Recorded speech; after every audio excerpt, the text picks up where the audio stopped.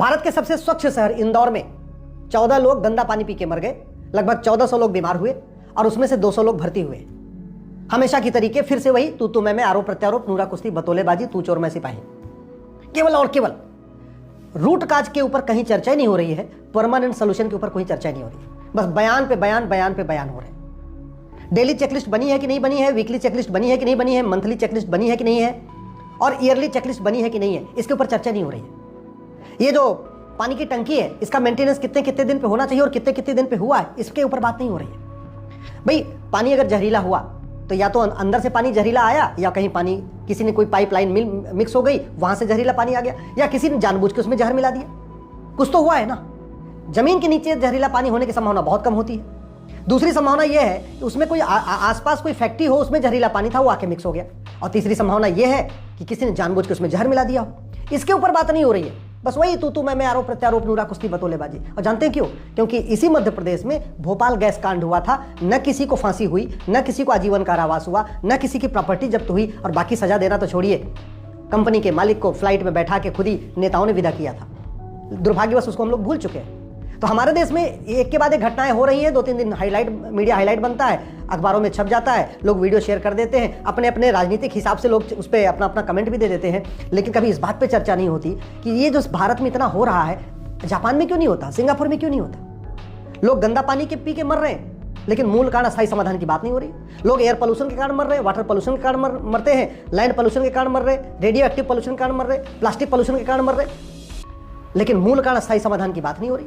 लोग थाने के भ्रष्टाचार से परेशान होकर मर रहे हैं, तहसील के भ्रष्टाचार से परेशान होकर मर रहे हैं, कचहरी के भ्रष्टाचार से परेशान होकर मर रहे हैं, पीडब्ल्यूडी डिपार्टमेंट के भ्रष्टाचार से परेशान होकर मर रहे हैं। इसके ऊपर कोई चर्चा नहीं हो रही। लोग हवलदार के, थानेदार के, तहसीलदार के, पेशकार के, कलेक्टर के, कप्तान के भ्रष्टाचार के कारण आत्महत्या कर ले रहे हैं, लेकिन इसके अस्थायी समाधान की बात नहीं हो रही। लोग फर्जी केस से परेशान होकर आत्महत्या कर रहे हैं, लोग फर्जी गवाही से परेशान होकर आत्महत्या कर रहे हैं, लोग फर्जी जांच से परेशान होकर आत्महत्या कर रहे हैं, लोग मुकदमों के फर्जी फैसले के कारण आत्महत्या कर रहे हैं। मूल कारण अस्थायी समाधान की चर्चा नहीं हो रही। लोगों की जमीन फर्जी कागज बनवा के लोग अपने नाम करा रहे हैं, जमीन किसी और की है, कोई और आके बेचता है और किसी और के नाम हो जा रही है। इसके अस्थायी समाधान की चर्चा नहीं हो रही। और ये एक घटना नहीं, आए दिन खबरें आती रहती है। जानते हैं सारी समस्याओं का मूल कारण क्या है? भ्रष्टाचार। भारत में हर साल 5 लाख लोग भ्रष्टाचार कारण मर रहे हैं। हर साल 2 लाख लोग तो जमीन विवाद में मर जाते हैं, और जमीन विवाद का मूल कारण है भ्रष्टाचार, और भ्रष्टाचार का मूल कारण है घटिया कानून। 2 लाख लोग रोड एक्सीडेंट में मरते हैं, और रोड एक्सीडेंट का मूल कारण है सड़क में गड्ढा, और सड़क में गड्ढे का मूल कारण है भ्रष्टाचार, और भ्रष्टाचार का मूल कारण है घटिया कानून। लेकिन इसके ऊपर न संसद में चर्चा होती है, न विधानसभा में चर्चा होती है, न सुप्रीम कोर्ट में चर्चा होती है, और न आपके खबर पालिका यानी न्यूज चैनलों के ऊपर चर्चा हो रही है। न्यूज चैनलों पे 4 लोगों को बैठा लेंगे और आधे घंटे 1 घंटे जितनी देर की डिबेट होगी, बस तूने ये किया, मैंने ये किया, तूने ये किया, मैंने ये किया, बात खत्म। फिर अभी कुछ दिन के बाद इनको लोग भूल गए। जब भोपाल गैस कांड लोग भूल सकते हैं, तो ये 14 लोग मरे हैं, क्या फर्क पड़ता है, ये भी भूल जाएंगे। और कोई बड़ा आदमी तो मरा नहीं, मरे हैं बेचारे गरीब, या तो मजदूरों के बच्चे हैं, या लोअर क्लास के बच्चे हैं। कोई प्लम्बिंग का काम कर रहा था, कोई इलेक्ट्रिशियन काम कर रहा था, कोई रिक्शा चला रहा था, कोई लेबर का काम था, कोई मिस्त्री काम करता। इनके जीवन की कोई कीमत क्या है? भैया 2-2 लाख रुपए चेक ले लो, 5 लाख रुपए चेक ले लो, बस। सरकार क्या करती है? मर गए भैया, काम करो, 2 लाख रुपए ले लो, 5 लाख ले लो, लेकिन बात ठंडा कर दो, बस मामले खत्म, रफा दफा कर दो। लेकिन अस्थायी समाधान की बात नहीं हो रही है। इसलिए मैं आप लोगों से कह रहा हूं, मात्र 1 साल के लिए दल गुलामी छोड़ दीजिए, मात्र 1 साल के लिए नेताओं की जय जयकार छोड़ दीजिए, मात्र 1 साल के लिए इंसान बन जाइए। 1 साल के लिए गांधीवाद, समाजवाद, लोहियावाद, अंबेडकरवाद, ये जो दुनिया भर के ना जुमले हैं, इन जुमलों से बाहर आ जाइए और सच लिखना शुरू करिए, सच बोलना शुरू करिए, और सच सोचना शुरू करिए। अपनी अंतरात्मा आपको सब बताएगी सच क्या है, झूठ क्या है। इस देश में इलेक्शन रिफॉर्म की जरूरत है, दुर्भाग्यवश उसके ऊपर चर्चा नहीं हो रही। 1950 और 51 वाला कानून आज भी चल रहा है। इस देश में पुलिस रिफॉर्म की जरूरत है। 1861 वाला पुलिस आज भी चल रहा है, 1861 का पुलिस एक्ट आज भी चल रहा है। यूनिफॉर्म पुलिस कोड लागू नहीं हुआ, पुलिस चार्टर लागू नहीं हुआ। इस देश में जुडिशियल रिफॉर्म की जरूरत है, जुडिशियल चार्टर लागू करने की जरूरत है, जस्टिस विद इन ईयर की जरूरत है। इस देश में एडमिनिस्ट्रेटिव रिफॉर्म की जरूरत है, एडमिनिस्ट्रेटिव चार्टर लागू करने की जरूरत है। इस देश में सिटीजनशिप रिफॉर्म की जरूरत है, सिटीजन चार्टर लागू करने की जरूरत है। इलेक्शन चार्टर की जरूरत है, इलेक्शन कोड लागू करने की जरूरत है, और सबसे इंपॉर्टेंट एजुकेशन रिफॉर्म की जरूरत है। ये जितने अपराध होते हैं, जानते हैं भारत में इतने ज्यादा अपराध क्यों है? क्योंकि न शिक्षा में संस्कार है और न कानून का खौफ।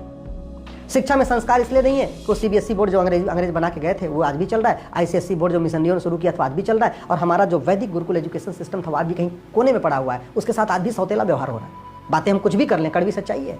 इस देश में 1 नेशन 1 एजुकेशन बोर्ड के ऊपर चर्चा नहीं हो रही है, 1 नेशन 1 सिलेबस, 1 नेशन 1 करिकुलम के ऊपर चर्चा नहीं हो रही है। अरे जब मुगल चले गए तो मदरसा क्यों चल रहा है? अंग्रेज चले गए तो मिशनरी स्कूल क्यों चल रहा है? जब देश आज़ाद हुआ तो हमारी अपनी एजुकेशन सिस्टम क्यों नहीं आनी चाहिए? शिक्षा में संस्कार नहीं है और कानून का खौफ नहीं है। मतलब किसी को डर ही नहीं है। जानते हैं क्यों? क्योंकि हमारा कानून ही सड़ा हुआ है। चाहे प्रिवेंशन ऑफ करप्शन उठा के देख लीजिए, प्रिवेंशन ऑफ करप्शन में एक्ट को हमने कभी चीन, जापान, सिंगापुर के साथ उसको कंपेयर करके देखा नहीं।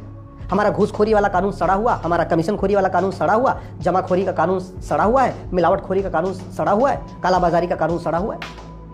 जब कानून का खौफ नहीं है तो चीजें बदलेगी कैसे? और जिसको जहां मौका मिल रहा है वहीं लूट रहा है, और जब लूटेगा तो लोग पानी पी के मरेंगे। लोग एयर पोल्यूशन कारण जो मर रहे हैं ना, उसका भी रूट काज यही है, भ्रष्टाचार। जो वाटर पोल्यूशन कारण मरे हैं ना 14 लोग, इसका भी रूट काज है भ्रष्टाचार। जो लोग लैंड पोल्यूशन से मर रहे हैं उसका भी रूट काज है भ्रष्टाचार। जो लोग प्लास्टिक पोल्यूशन से मर रहे हैं उसका भी रूट काज है भ्रष्टाचार। जो कैंसर बढ़ रहा है, बीपी बढ़ रही है, कोलेस्ट्रॉल बढ़ रहा है, इसका भी कहीं ना कहीं इसके पीछे भ्रष्टाचार है। लोग नकली चीज़ें खा खा के मर रहे हैं, नकली दवा खा के, नकली सिरप पी के मर रहे हैं, कोई फर्क ही नहीं पड़ता। बस 2-3 दिन बयानबाजी हो जाएगी, तू मैं आरोप प्रत्यारोप, नूरा कुश्ती हो जाएगी और उसके बाद मामला खत्म। और जानते हैं क्यों?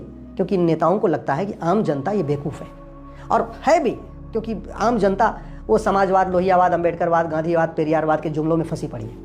आम जनता को नेताओं ने समाजवाद, लोहियावाद, अम्बेडकरवाद, पेरियारवाद की चटनी दे दिया और लोग चटनी खा के बैठे हुए।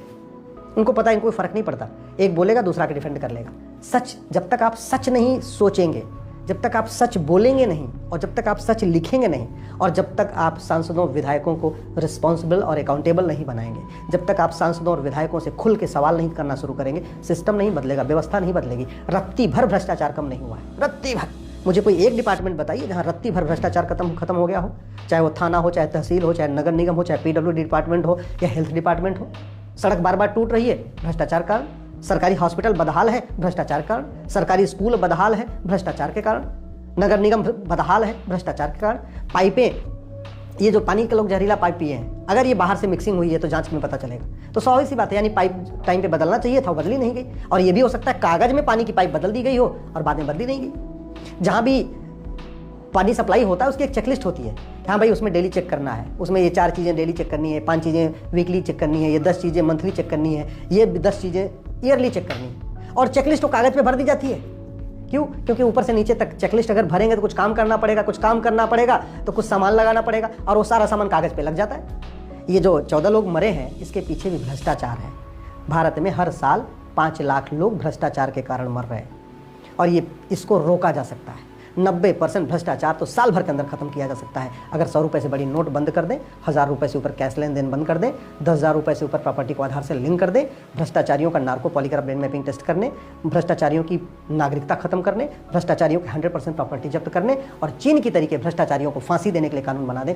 मैं कह रहा हूँ 90% भ्रष्टाचार साल भर के अंदर खत्म हो जाएगा। भय बिन होय न प्रीत, सठे साठ्यम समाचरित, लोहा लोहे को काटता है। भारत में इतना भ्रष्टाचार है क्योंकि हमारा सिस्टम सड़ा हुआ है, हमारा कानून घटिया है, हमारी न्यायिक व्यवस्था सड़ चुकी है। तो जब तक नियम कानून नहीं बदलेगा तब तक ऐसे लोग मरते रहेंगे, आम जनता मरती रहेगी, और नेता बतौलेबाजी करते रहेंगे, और कोई बदलाव नहीं आएगा।